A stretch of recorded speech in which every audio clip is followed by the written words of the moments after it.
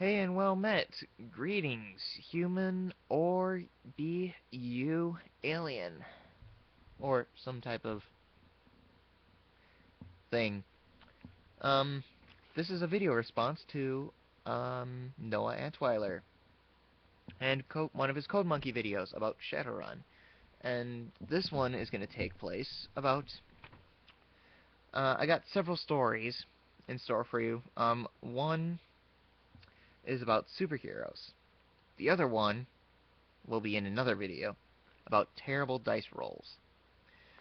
And I hope you enjoy. This character sheet that I have right here is really old, really old. This is from, I even wrote a date on it.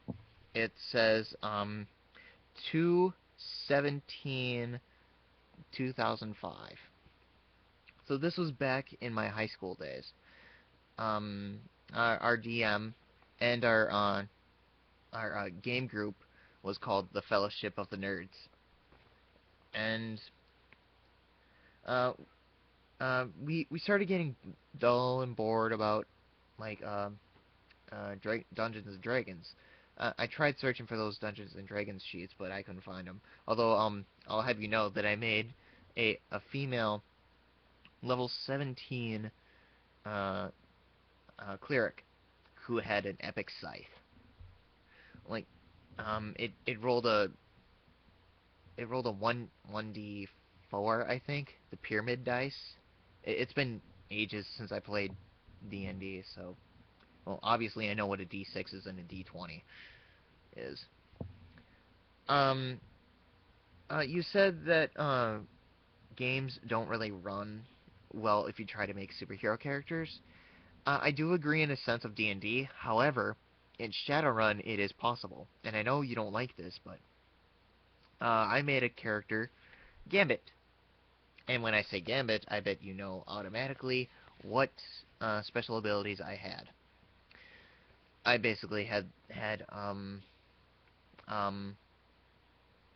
I forget the name of it, but what it did was allow anything that I touched be like a super projectile. And he basically was a druid. He was a druid thief, I think. And but he was pretty ugly because he had a charisma of 2, and that's not Gambit at all. I do plan to use this character along pretty well. Uh, what I was also trying to do with this character is during one of our campaigns, we had to do a stakeout, and I believe we got an apartment, and apparently we decided to like all chill in our own separate rooms, which was a bad idea now that I think about it, because um, the thugs that were chasing us down were not the nicest of people. Um, I believe they were from the Spiders clan, the Spiders gang. So I could be wrong. Although we lost that battle, like half of us actually died after that. I was the only one surviving at that one because of the special hand technique that I was using, throwing my cards, just like I rolled a crit on this one guy. It literally just went through his neck, basically just a solid straight line I could see through his brain. It was pretty epic. Um, my spells that I had were Missile Parry, Missile Mastery, um, Attribute Boost, Improve Reflexes. So yeah, that might have been because I was a thief. My body was 4, quickness 6.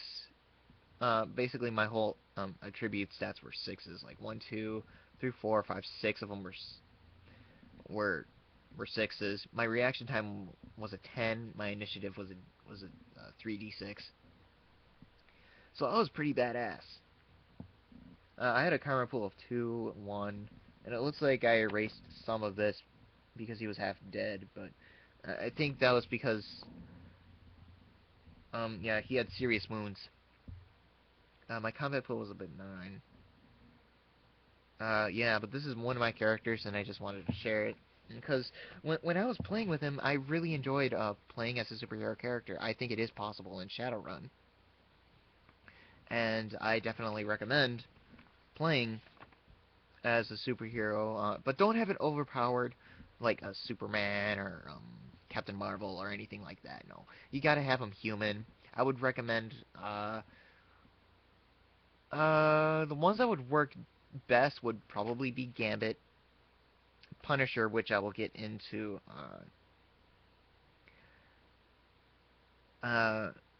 which I will get into actually I'll say that now.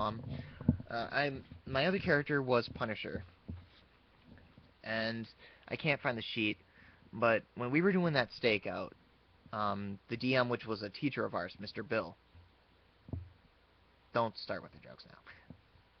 He was he was trying to work around my character a lot, especially with my cleric around D&D.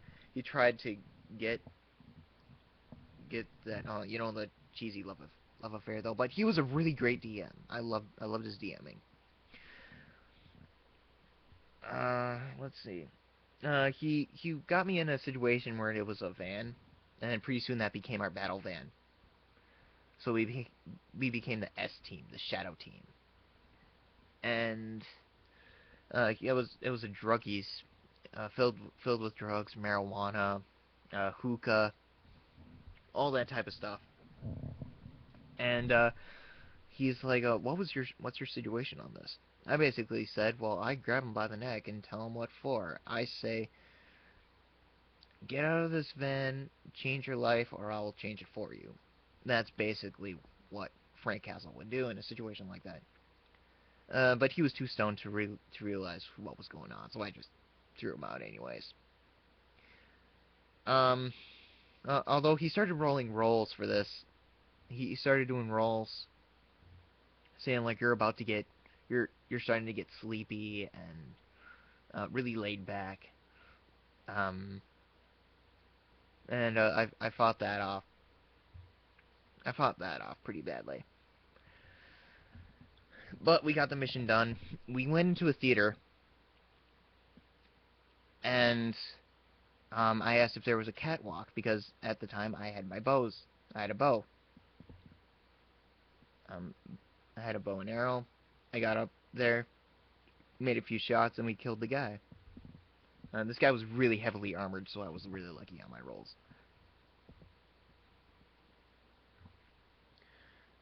Um, yeah, that was a pretty cool one. So yeah, in my next video, I will be explaining the really bad rolls, the really bad ones. So stay tuned.